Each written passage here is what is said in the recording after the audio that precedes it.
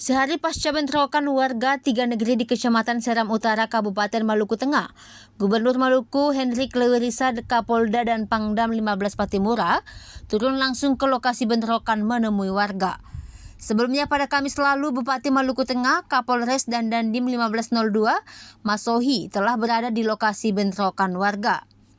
Dalam pertemuan yang berlangsung di negeri administratif Masihulan, Gubernur Maluku Hendrik Lewerisa menegaskan komitmen pemerintah daerah untuk menangani permasalahan yang terjadi secara adil dan bertanggung jawab.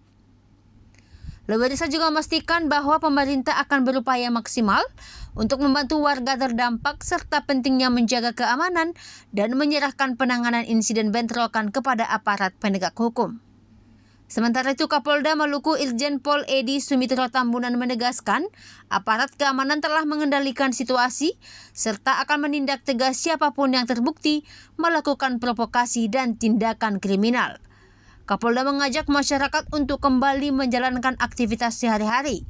Selain pertemuan dengan tokoh masyarakat, tokoh agama, dan pemuda di tiga negeri, pemerintah juga mengupayakan mediasi guna mencari solusi damai, sehingga mencegah insiden serupa kembali terjadi di masa mendatang.